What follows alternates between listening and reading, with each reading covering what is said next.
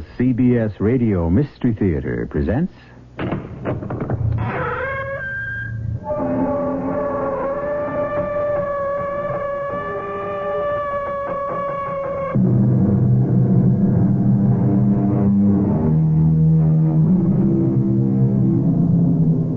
in. Welcome. I'm E.G. Marshall.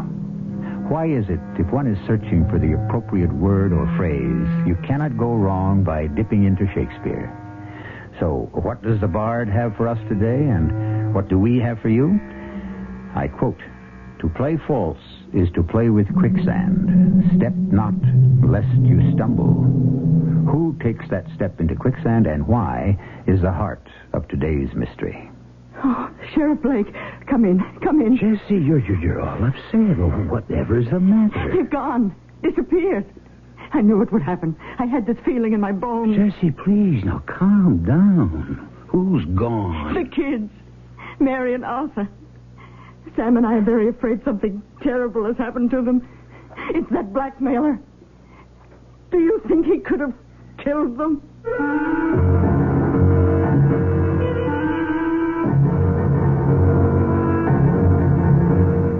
Our mystery drama, Dr. Jekyll and Mrs. Hyde, adapted from a true police case and dramatized especially for the Mystery Theater by G. Frederick Lewis, and stars William Prince. It is sponsored in part by Buick Motor Division. I'll be back shortly with Act One.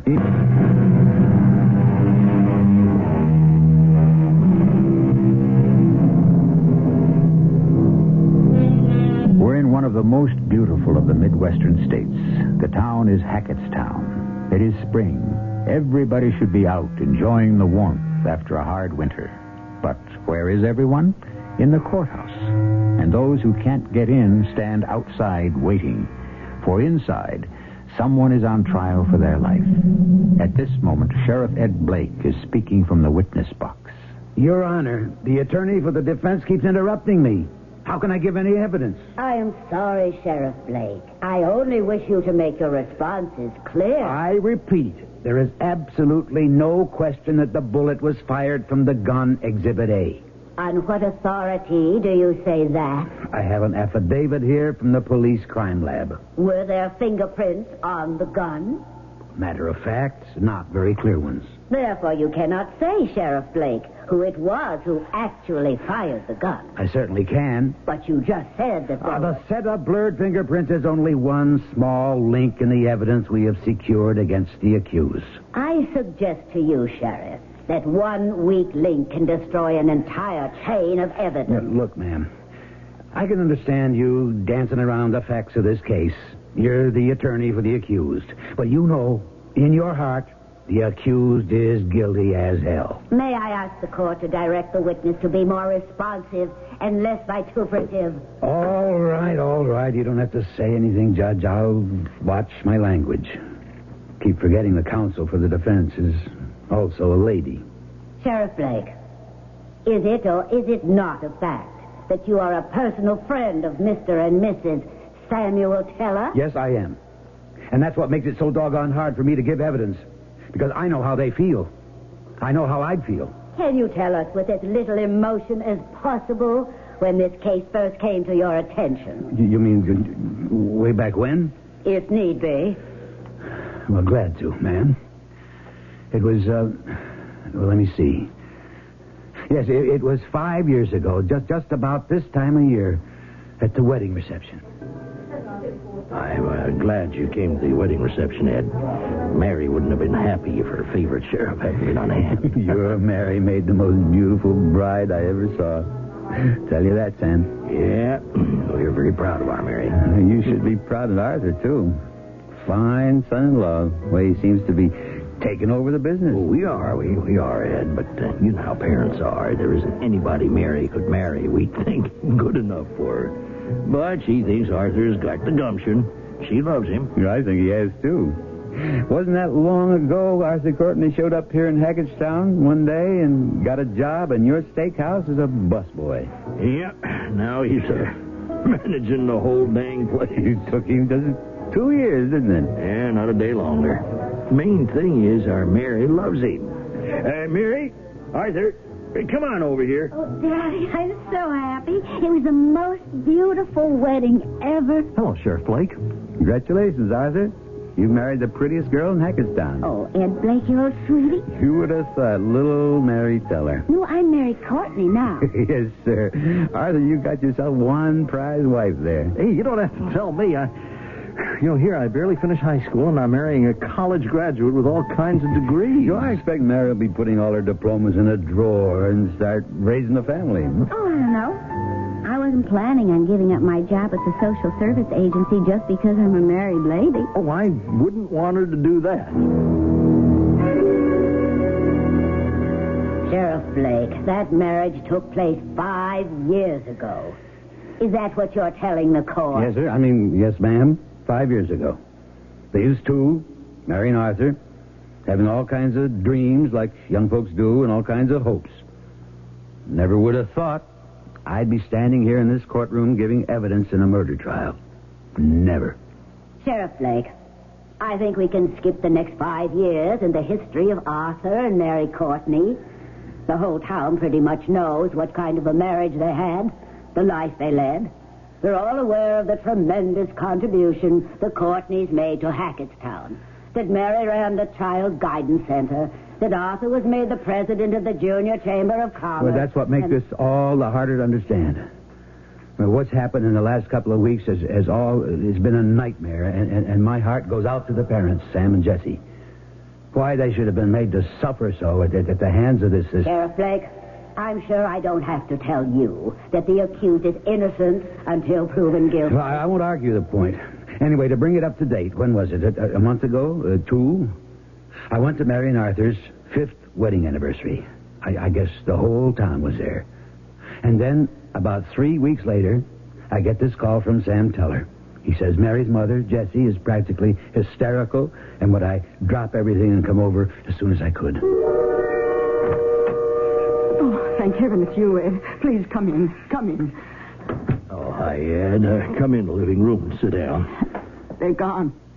Disappeared. I knew this would happen. I knew it. I had this feeling in my bones. Jessie, will you calm down and tell me what the trouble is? It's the kids, Mary and Arthur. We're afraid. Well, they've just gone and disappeared, and nobody's heard a word from them. Something awful's happened to them. I know it. By that man, the blackmailer. Sam, now, Jessie, if I'm going to be able to do anything, I have to know what you're talking about from the beginning. Oh, we can't. And Jessie, we have to. We have to tell Ed everything. It's the only way. I gather you haven't heard from Mary or Arthur since...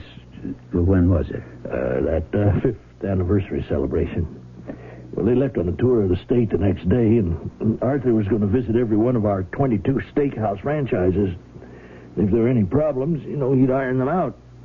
Of course, Mary wouldn't let him make the trip alone. You know how devoted they are to each other. Besides, because it was their anniversary, the trip would be kind of a combination pleasure and business. And it's not like Mary. She always writes or telephones when she's away. You haven't heard a word? No, it's almost 3 weeks and not a word. More than that, they haven't even showed up to franchise houses. Now, I call practically every one of our restaurants. Nobody has seen Arthur or Mary. And Jess and I are afraid that... Sam, you've got to tell Ed. Tell him now. The fact is, Arthur Courtney is an ex-convict. What? Yeah, you're entitled to be surprised. It isn't only that. Jesse, please. Now, let me tell him. Everything happened so gradually that Jesse and I, we just forgot about Arthur's record. You've known it all along? Oh, yes. Ever since the day Mary... Jesse, before Arthur came here to Hackettstown, he was in California prison for check kiting. Of course, we didn't know that.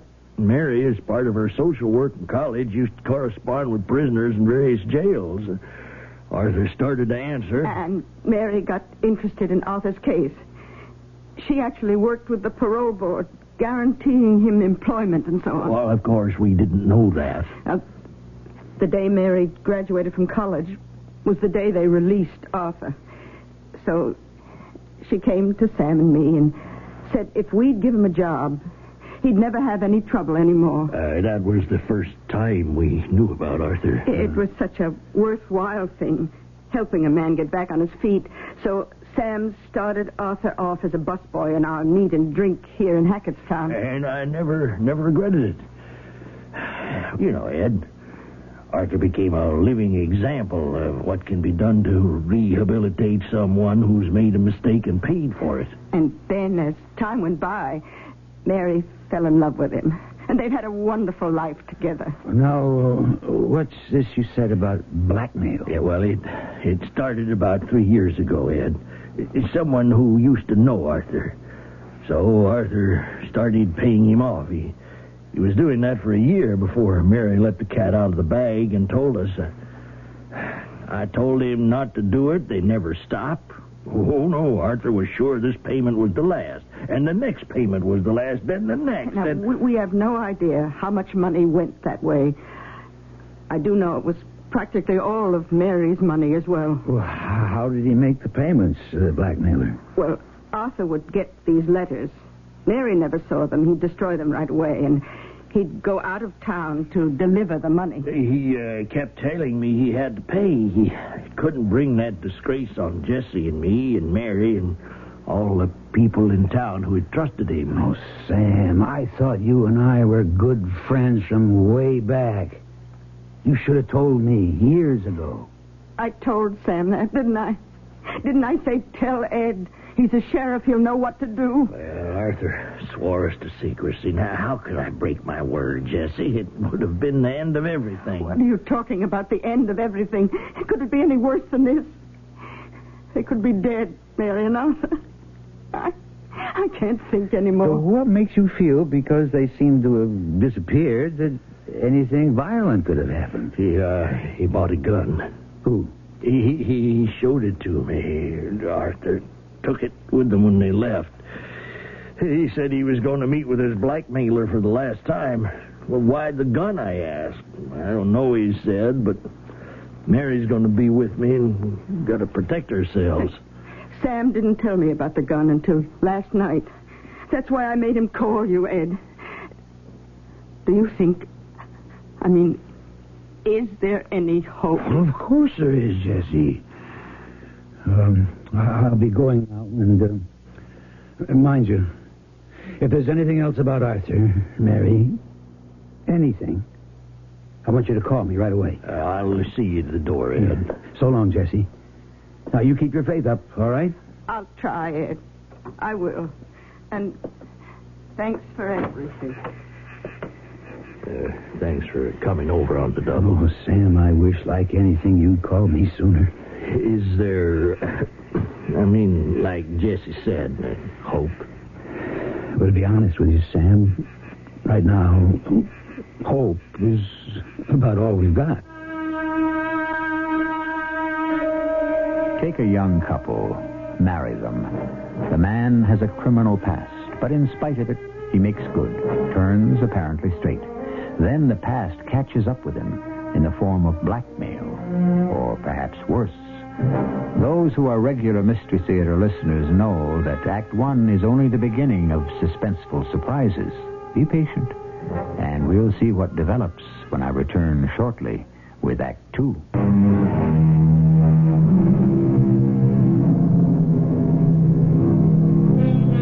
J. Edgar Hoover was talking once about the art of gathering evidence and assessing clues. It isn't what they remember about the crime, he said. It's what witnesses forget, which is why precisely Sheriff Ed Blake's telephone was ringing the following morning. A good cop, be he FBI, detective, or policeman on the beat, asks questions not only for immediate answers, but to jog your memory. Hello. Ed, is this Ed Blake? It is, Jesse. What's on your mind? Oh, how did you know it was me? Well, I didn't, but I was hoping. Did you remember something else? Well, something Mary said to me once about the blackmailer, that when it started, Arthur would go out of town with cash to pay the man off. It was cash, huh? Yes. Well, did she say it was a man? Are you sure about that? Oh, no, I just assumed it was. Well, go on, Jessie. Well, then I guess the blackmailer got sort of careless. Oh, how so? Because he's taken checks. Anyway, Arthur would tear up the canceled checks when he'd get them back at the end of the month. But one time, Mary found a scrap of a check in the wastebasket. She said it was number 999. I couldn't forget that. 999. And it was made out to William C. William C. Is that all? That's all. The rest of the name on the check she never found. Mm-hmm. Well, thanks for calling, Jessie. I'll follow it up right away. Do I understand you correctly, Sheriff Blake, that based on a scrap of a check made out to one William C., it led you to suspect the accused? Not quite. I had more tracking to do. But it was a start. Is it not possible that a check made out to a William C. could have been any of a half a dozen people with similar names with whom Arthur had business dealings? No, not possible. What proof do you have, Sheriff? I had access to the bank's microfile copies of Arthur Courtney's checks, and I found that over a period of 30 months, checks of various high denominations were made out to one William Crosby. Then how did you proceed, Sheriff? Well, my next step was to go on our radio station and make an appeal. This is Sheriff Ed Blake. On the 10th of May, two prominent citizens from Hackettstown, a couple we all know, Mary and Arthur Courtney, left here, taking Route 181 heading north. It is now 3 weeks and 2 days since Mr. and Mrs. Courtney left Hackettstown, and neither of them have been heard from or seen since. As your sheriff, I ask any of you who has seen or heard anything out of the ordinary to please come forward and call me at this radio station.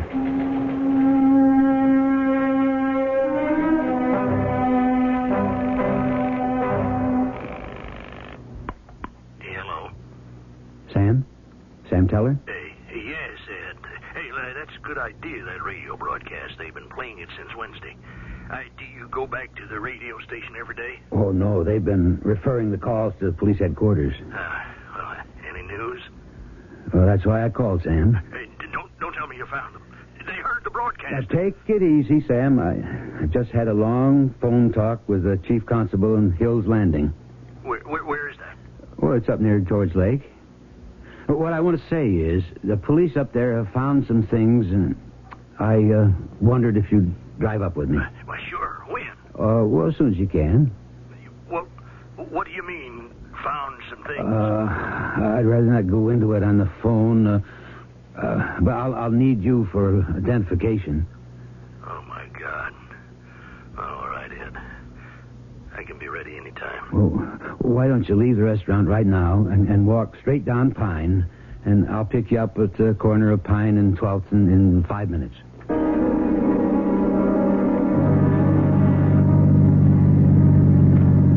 How far have we come yet? A little over 25 miles.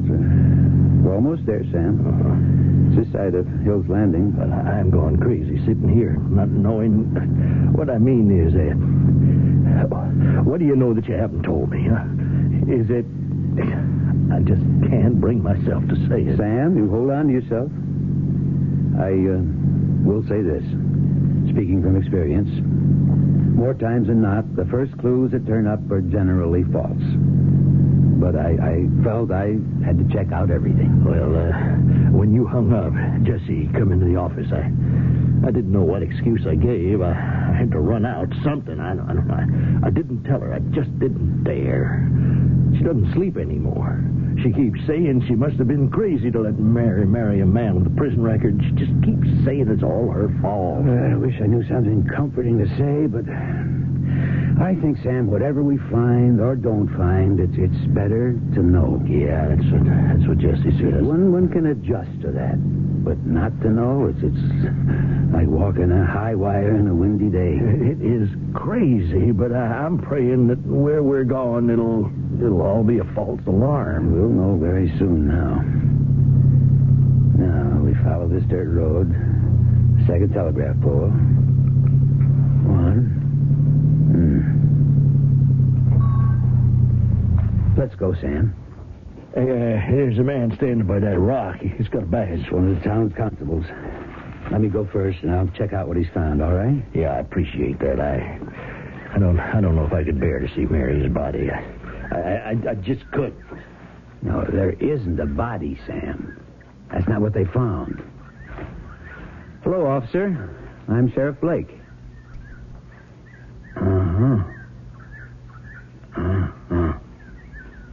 I'll take this. Thanks. And the hat also. Ed, what is it? Sam, I want you to look at this hat. Man's hat. Just look at it carefully. Recognize it? Yes. It's Arthur's, I'm sure of it.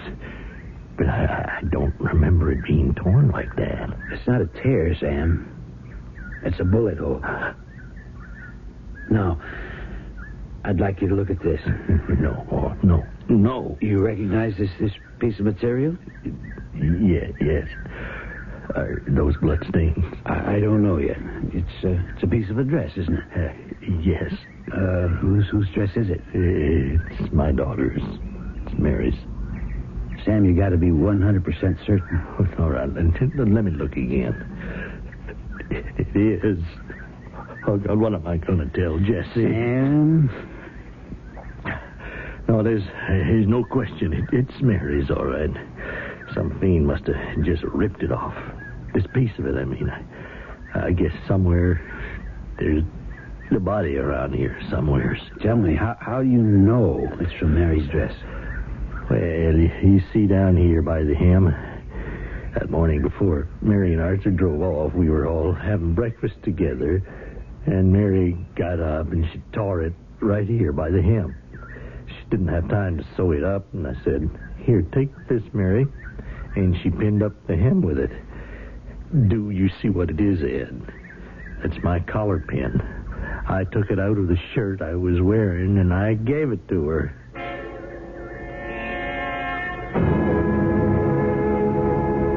I would venture to say, Sheriff Blake, that we are still a considerable distance from associating the evidence you describe with the accused. There is more. Please continue. I assumed Mary and Arthur had met their deaths at the hands of the blackmailer, although at that time we had found no traces of either of them. None whatsoever. It was apparent a struggle had taken place in that spot. I should mention it's about 50 miles north of Hackettstown.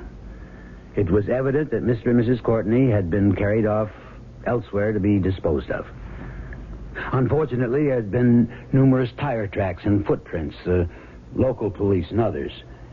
People had been picnicking there, and we found some empty wine bottles, but I'm told they didn't yield any fingerprints. If you don't mind, Sheriff, will you kindly confine yourself to how it specifically applies to the accused? But I'm getting there.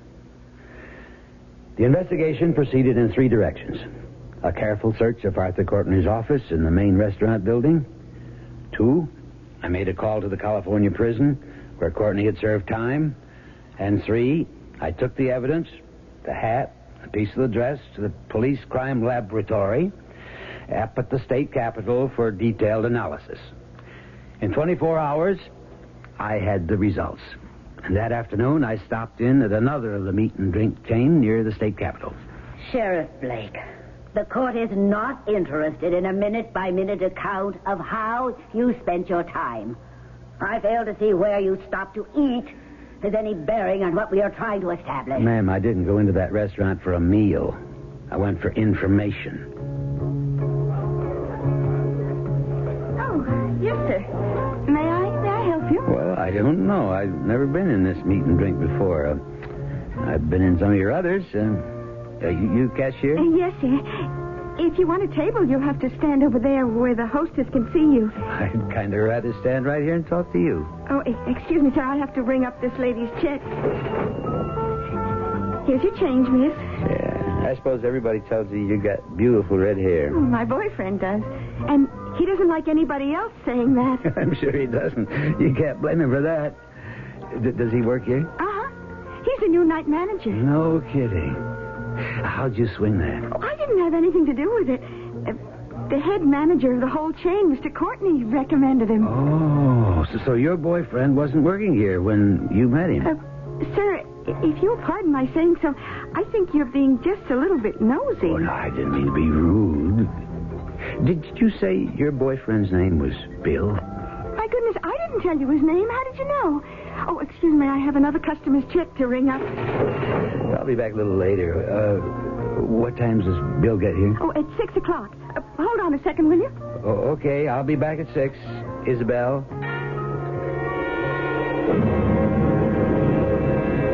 I mean, really.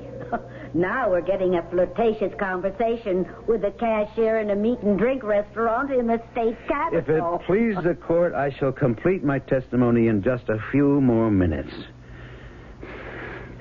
At 6 o'clock, I returned to the restaurant. A man I did not recognize was standing in front of the cashier talking to her, and I walked up. Oh, here he is, Bill. This is the gentleman who knew our names. He said he wanted to talk to you. Oh? Well, what can I do for you, sir? What is Sheriff Blake up to? Who is the man called Bill? And the red-headed cashier, who is she? And the hat with the bullet holes? And the piece of torn dress? Have you, with the few clues available, been able to match wits with the sheriff? Have you guessed? Has a crime been committed? And if so, by whom? Let's see how right you are as the facts unfold when I return with them shortly in Act 3.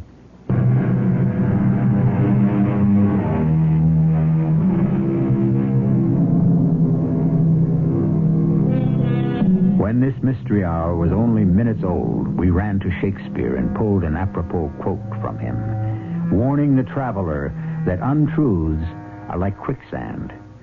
Step not, lest you stumble, was the advice. The final line to which is, one misstep and all is lost. In a restaurant, a man turns and faces the sheriff. Yes, sir. What can I do for you? Are you William Crosby? Yeah, sure. And you, sir? Ed Blake. I'm sheriff in Hackettstown.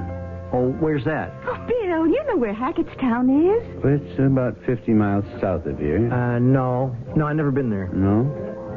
Well, I thought Mr. Courtney recommended you for this job as night manager.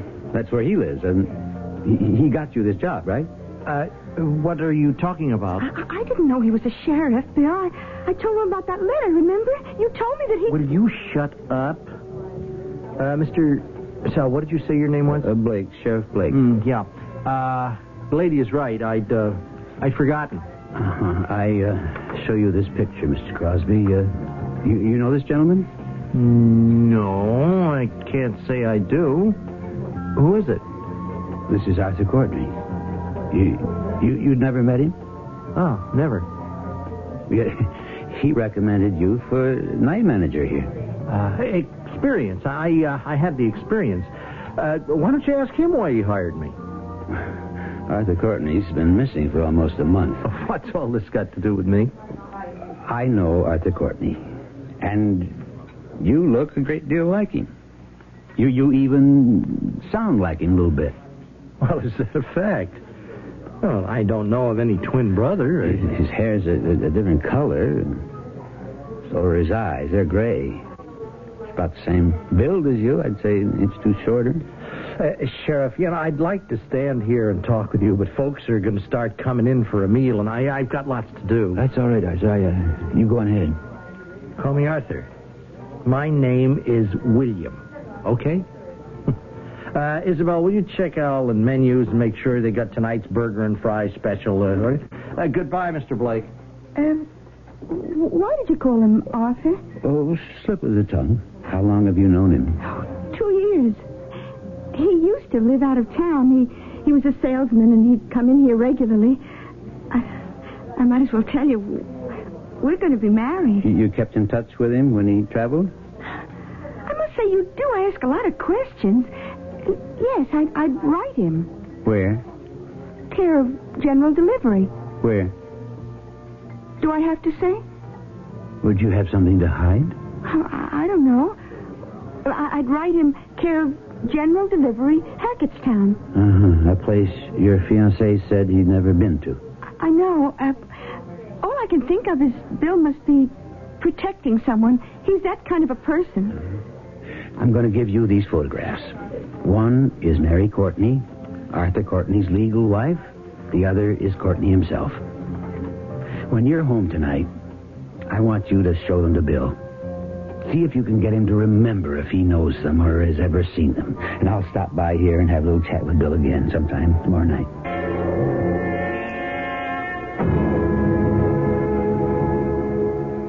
Do I understand you correctly, Sheriff, that you waited 24 hours before taking any action? I didn't wait.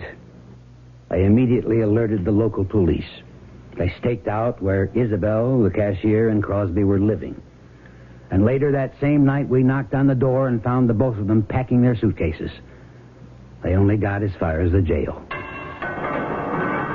Crosby, I've come to ask you a few questions. Oh, what did you do with Isabel? She doesn't know anything. She's not part of any of this. But you have got to let her go. A part of any of what? Well, what do you mean, Bill? I'm Arthur Courtney. Don't you recognize me, Ed? I recognize you right away. The heel lifts, the dyed hair. I don't know, Ed. I got to get me a lawyer. You do that. You're entitled.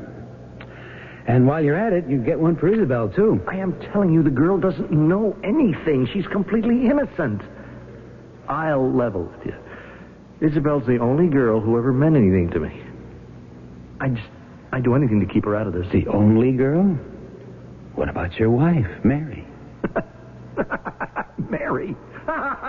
Mary Teller? Oh, the secret of people's lives. Ooh, that shrew. What do you suppose we never raised a family yet, huh? In 5 years. Why? I'll tell you why. I can still see her now, 5 years ago, coming back from our honeymoon. Artie, you listen to me. You listen hard and you listen good. What is it, sweetheart? I am not staying married to a head waiter all my life. Understand? What are you talking about? Your dad's made me manager of the meat and drink here in Hackettstown. He says in a couple of years or so, he'll have me in charge of the whole region. Well, that's not good enough. You're my husband now, and I expect a lot of you. I want this restaurant chain of Dad's to be the best run, the most talked about in the whole country, and make the biggest profit. And then I want us to buy up other food chains and take over the fast food business everywhere. Hey, come on, honey. Everything in good time. Is that the way to talk the day we get back from a honeymoon, huh? Whew. Talk about throwing a guy a curve. Oh, wow, I sure had you pegged wrong. Look, if I hadn't sized you up as right for me, I never would have married you. When you came along, I knew you had just the kind of guts and push I needed. Mary, I don't know you. Maybe not. But I know you. No one in this town, in this business, is going to know you have a prison record. Yet. So let that be a warning, Artie. It just goes to show, Ed. You never know who you're dealing with. Well, I don't think Mary knew the kind of person she was dealing with either, Arthur. Or she might be alive today. What about Isabel, Sheriff? Before I answer that, I need more answers from you. First of all, where's Mary? Okay. I'll take you to her.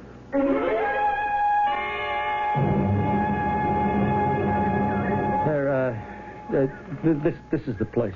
Well, I've been here. We searched it. How did you get on to me?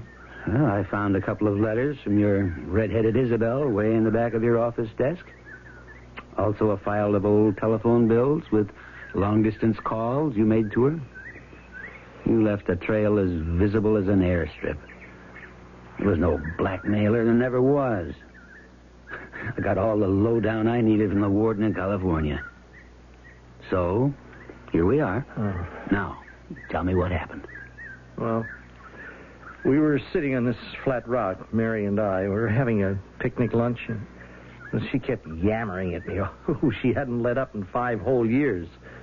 I don't know whether she suspected something or not. Say, we had these 2 bottles of wine and sandwiches in the basket.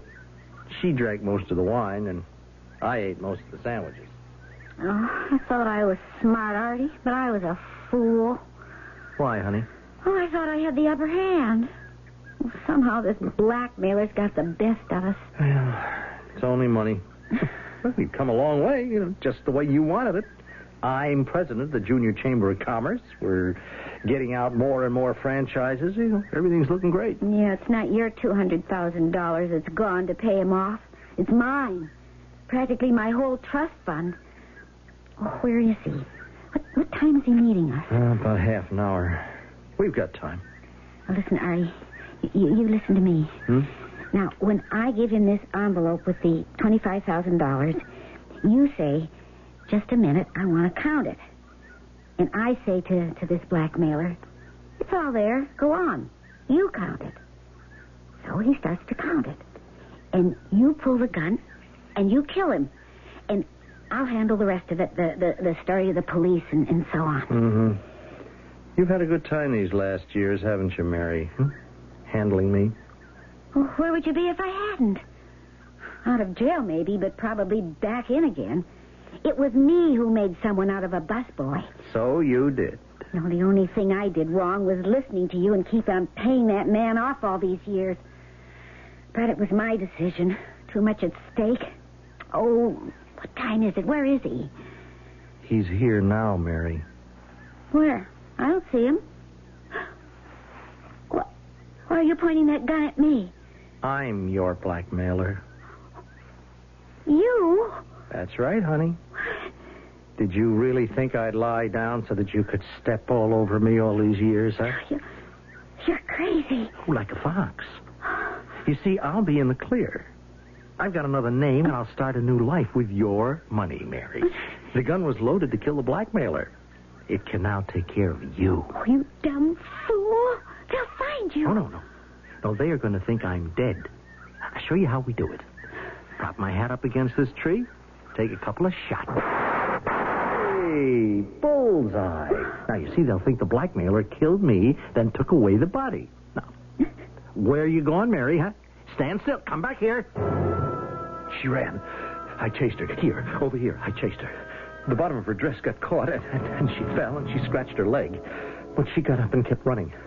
We got over there to that spot, right on the edge of that ravine. She wasn't looking. She stepped back, and she... It was getting dark now. I couldn't see very well to the bottom of the ravine. It's 100 feet down. I wanted to make sure she was dead, but in climbing down, I lost my gun. I dropped it, and I couldn't find it. I went down a little ways, and I could see her way at the bottom, stretched out on the rocks. That was the end of her. You left her there? Why not? It's an accident. Come along with me, Arthur. I'm going to get you back behind bars and bring a search party out here to find what's left of your wife. You won't have to do that, Sheriff. Mary, is that you? Hello, Artie. Did you think I was still at the bottom of the ravine? Where'd you come from? A little motel up the road where nobody knows you and nobody asks any questions. Oh, yes, Artie. I've been watching this spot every day. I knew you'd come back, just to make sure I was dead. Mary, put that gun down. I get this cheap, chiseling chick-kiter out of jail, find him a job, marry him. And how does he repay me? By trying to bleed me and then kill me. Mary, don't do anything crazy. Now let me have that gun. Sheriff. Don't reach for yours. The gun in my hand is for use on blackmailers. That's why Artie bought it. Didn't you, Artie? Oh, Ed, I wouldn't like to use it on a sheriff. Oh, Mary, you have got me all wrong. I wasn't going to hurt you. I was just going to scare you. It was a joke. Oh, I'm so sorry I didn't get the joke. Climbing out of that ravine, I didn't think that was so funny either. Mary, don't. Goodbye, blackmailer. There.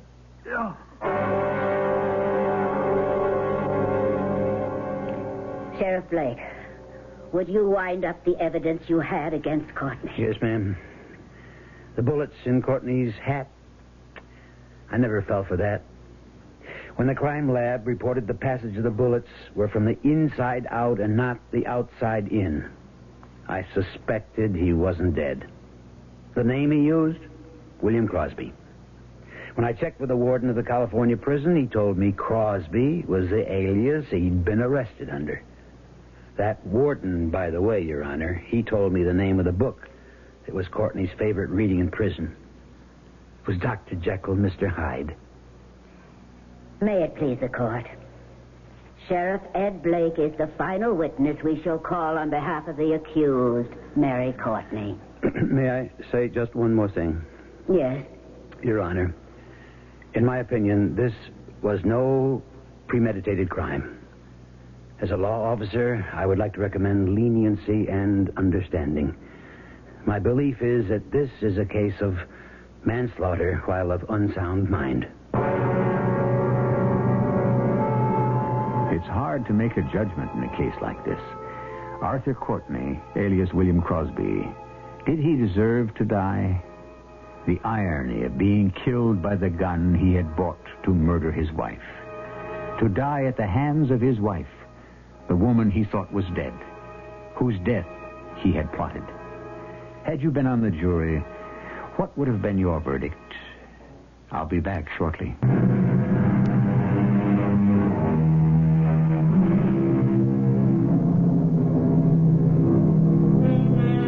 In this strange case, which I call Dr. Jekyll and Mrs. Hyde, the jury took note of that book by Robert Louis Stevenson, which Courtney had read over and over while in prison.